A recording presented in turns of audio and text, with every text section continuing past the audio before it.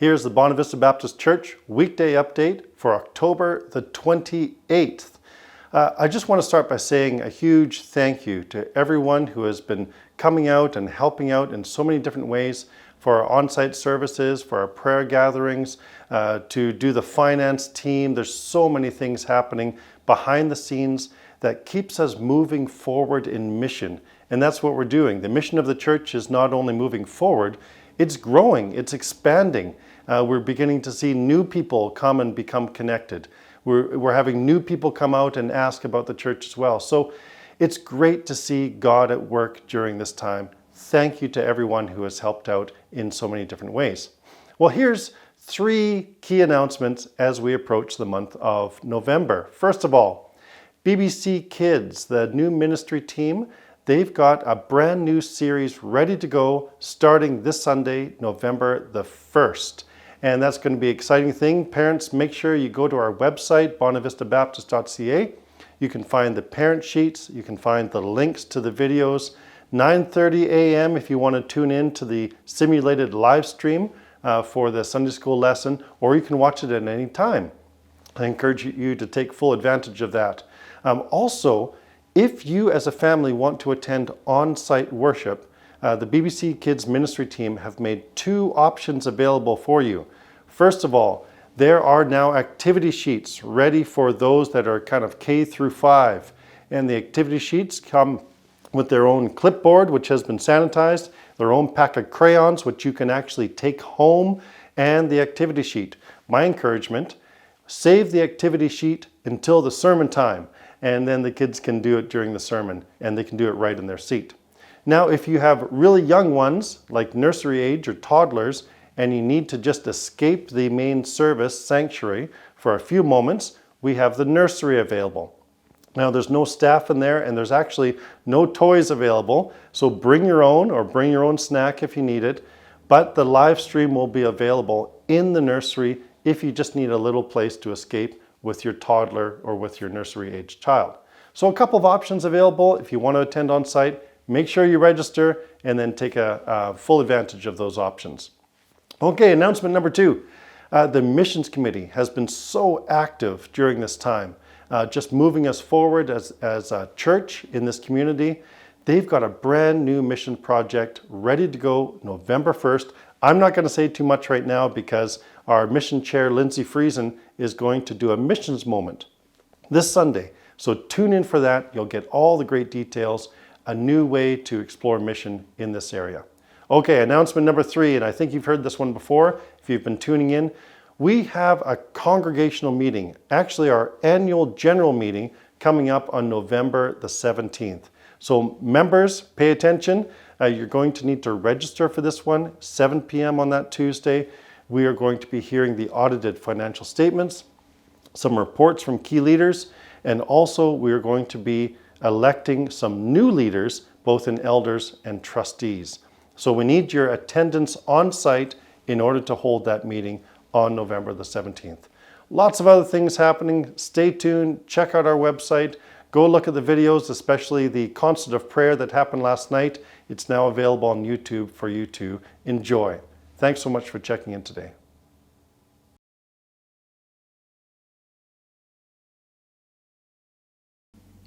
So as part of our weekday update during this time, I'm also sharing some sticky songs. These are songs that are stuck in my head, specifically hymns of maybe an older era, and I'm inviting you to also send in your sticky songs, the hymns that are stuck in your head. Some of you have done that. Thanks. Keep sending them in. We'll put them all together and do a top 10 list at the end of this series. So let's look at today's sticky song. So for today, I'm going to take a little bit of a different approach, and this might be a hymn that you're not familiar with. It's a hymn that comes from the Scottish Psalter, not the Psalter, but the Scottish Psalter. This is a book of psalms that are put in meter so they can be sung. It's kind of like poetry and then put with tunes. And the song that sticks in my head from this is Psalm 40. And I'm going to tell you why. I want to share a little bit of a story, a little bit of history, and a little bit of why this is very personal to me, Psalm 40.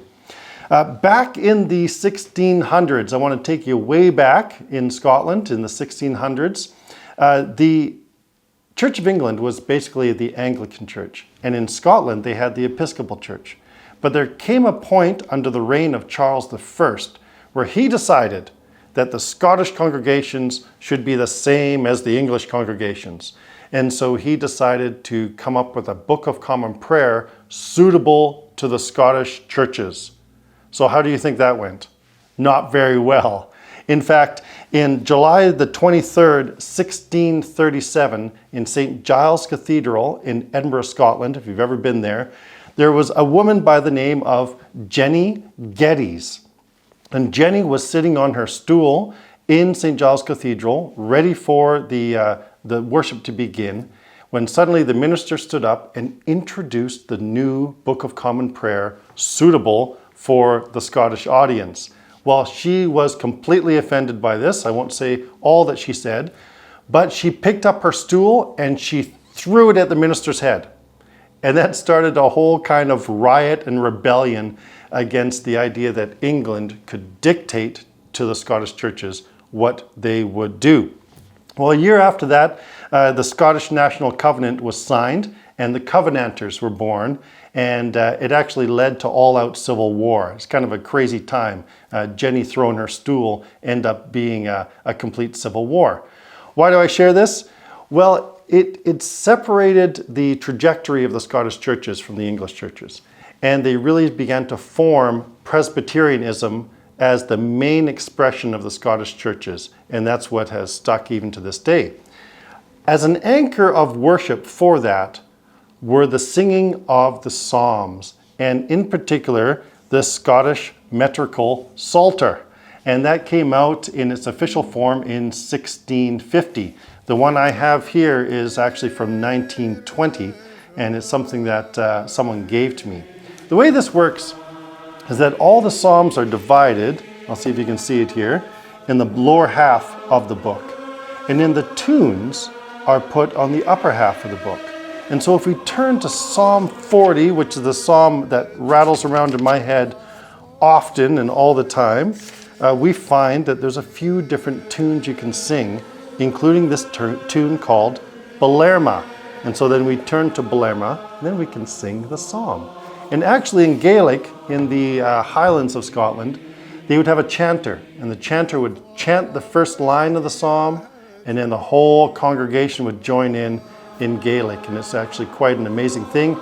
I was in the Isle of Skye in Scotland and attended a Gaelic-speaking congregation there and heard it for the first time. And that's, I think, why this psalm, Psalm 40, is so stuck in my brain, because of the experience of hearing it on the Isle of Skye back in 1990 in Scotland, and hearing it in Gaelic with the Gaelic singers.